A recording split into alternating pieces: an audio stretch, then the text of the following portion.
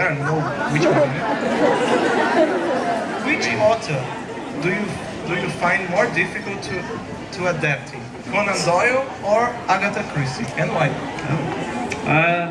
Well, I've done 3 Poirot episodes. I love Agatha Christie. They were all quite late books. I never got the chance to do one of the really, really great ones. So I think, and therefore I had to change quite a lot because they were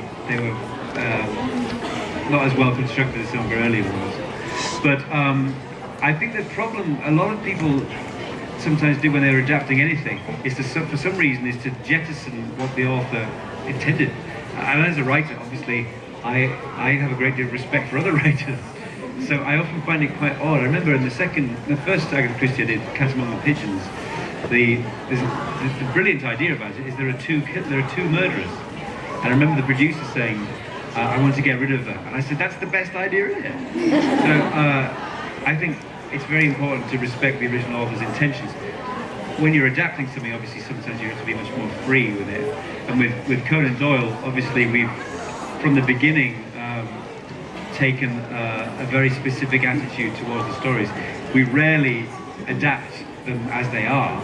They're sometimes the framework for the whole story, and sometimes it's a tiny part of it, and other times a larger part. So, but I think the important thing always is to respect what the author had in mind and intended, even if you end up going in a quite different direction. Favorite Agatha Christie? There's a wonderful book called Crooked House. Do you know that? That's not Poirot or Miss Marple. It's a very clever book. Actually, probably the ABC Murders. That's Agatha Christie. I'll tell you a story about it. Billy Wilder, the great Austrian director who made The Private Life of Sherlock Holmes, he made an adaptation of Witness for the Prosecution in the 50s. And an interviewer said to him, "Why are you wasting it? Why are you doing Agatha Christie?"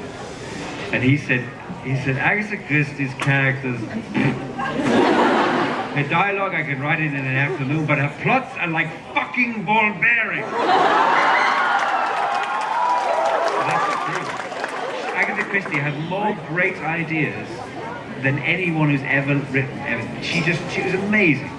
She puts ideas in her short stories, which she could have made into incredible novels. She just had one after the other, you know, incredible.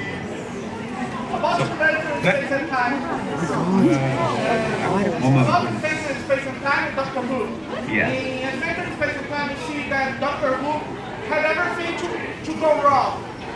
The sex and the time when the nose was shot and so on.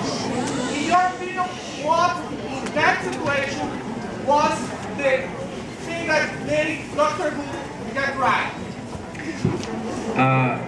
Gentleman's asking, in Adventure in Space and Time, when everything went wrong, what went right to make Doctor Who what it is?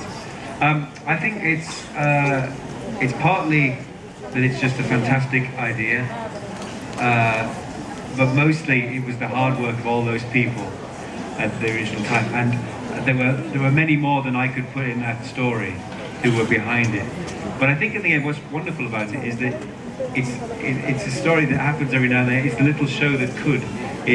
No one really expected much of it, and then when it was a massive success, they were all very keen to take credit for it.